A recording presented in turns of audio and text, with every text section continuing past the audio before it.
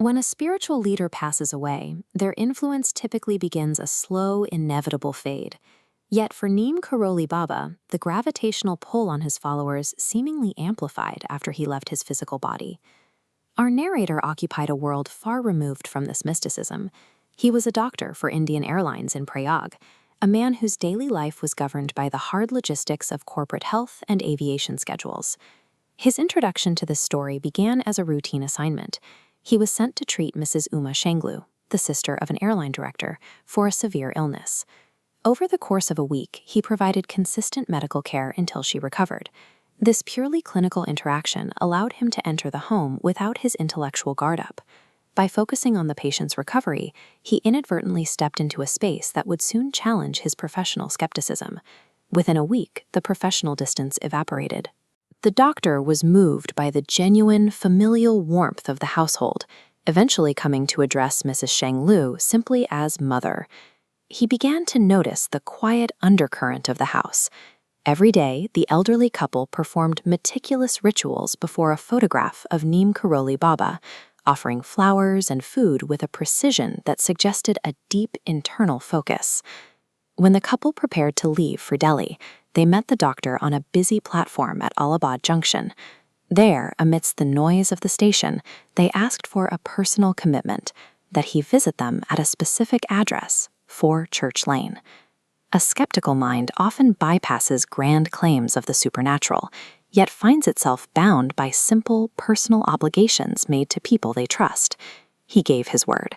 He kept that promise on a biting winter evening, visiting the house at 4 Church Lane, which appeared desolate in the mist. That stillness vanished at the gate. A dog named Gora began barking aggressively at the intruders, but a calm word from the mother allowed them to proceed inside. Inside, the doctor encountered a concentrated environment. He saw a simple wooden cot, a portrait of the master, and an intricate pattern of fresh flowers on the floor spelling out the name Ram. He was introduced to Sri Sudhir Mukherjee, the man they called Dada. As the doctor looked around at the dozens of photographs of Neem Karoli Baba lining the walls, he made direct eye contact with Dada. The environment was designed to strip away the distractions of the outside world. By removing the familiar context of his daily life, the house forced the doctor's logical mind to confront the presence in the room.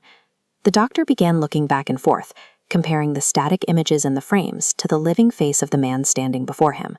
He realized he could no longer distinguish between the two. To his eyes, the physical features of the living disciple and the deceased master had seemingly merged into a single identity.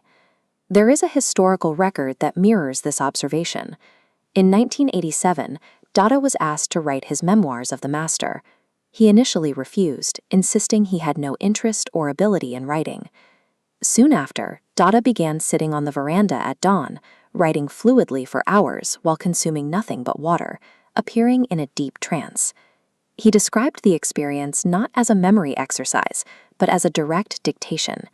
He felt as though a living voice was speaking through him, using his hand to record words that were not his own. The master's physical departure did not end his participation in the world. He utilized the physical body and the voice of his disciple to continue his work. We often associate greatness with public acclaim. However, many prominent figures appear smaller the closer we get to them, as their personal ambitions and egos become visible. A spiritual master operates differently. They may appear simple or resourceless from a distance, but closer inspection reveals a person who has moved beyond personal desire, housing a quiet, focused strength. This shift is Nar Senarayan, a human identity aligning with the divine, until they become one. Dada reached this through bhakti yoga, absolute devotion. By focusing entirely on his teacher, the separation between student and master collapsed. Absolute devotion moves beyond simple connection.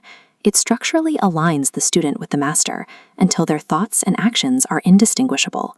A medical professional walked into 4 Church Lane for a social visit and found a person whose individuality had seemingly vanished. Dada had surrendered his own traits to become a living mirror of his teacher. This is the tangible legacy of Maharaji. His work continued through the survival of his character and those he left behind, operating through their nervous systems and their daily actions. It suggests that the divine is not a historical event to be studied, but a state of being that remains accessible. It is the result of keeping a single focus so sharp that the observer and the observed finally become one.